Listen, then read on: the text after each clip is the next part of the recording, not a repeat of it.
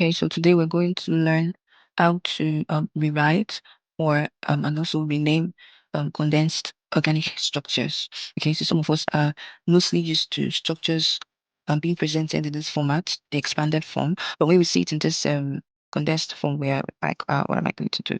So we're going to learn how you can maybe write it in this expanded form and from there be able to name easily. Okay, so to be able to achieve this, some of the things we have to put in mind, okay, is one, carbon is tetravalent. So no matter in all you do, you should be able to know that each carbon atom should be able to make 4 bonds with another carbon or another hydrogen or another group, okay? And another thing to note also is that any group, okay, any group in a bracket belongs or is attached entirely to the carbon before it, okay? Any group in brackets is attached as a whole to the carbon before it.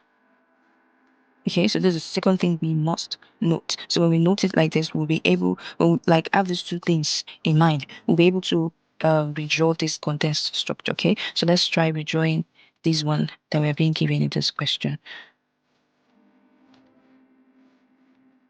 So we'll take out the carbons one after the other. The first carbon is CH3. Okay, so we're going to write it basically like this: carbon attached to 3 hydrogen bonds.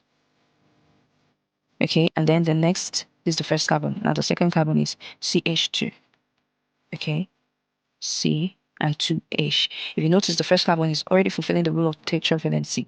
Okay, because making 4 bonds with 3 hydrogens and 1 carbon. Okay, and the next is CH2, and also the next carbon is CH. C, and there's only 1 H. And then there is a bracket of CH3. Remember, the second thing to note is that any group in bracket is attached as a whole. That is the whole CH3. It's not like they are compound. Okay? Just I want to say it's together. So you don't get to get confused about it. So it means that the whole of CH3 is attached like this to the carbon. Okay? And then the next group no longer the CH3.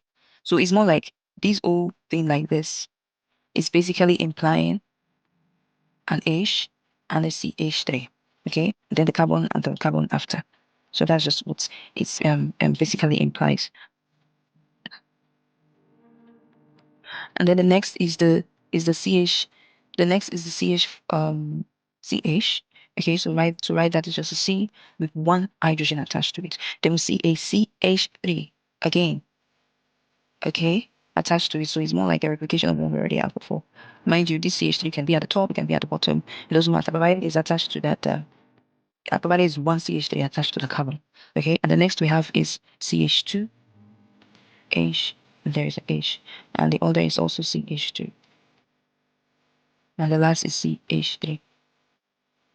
So this is how we will write this compressed compound. And if we look at our options, okay, we have 1, 2, 3, 4, 5, 6, 7, 8. No, 1, 2, 3, 4, 5, 6, 7.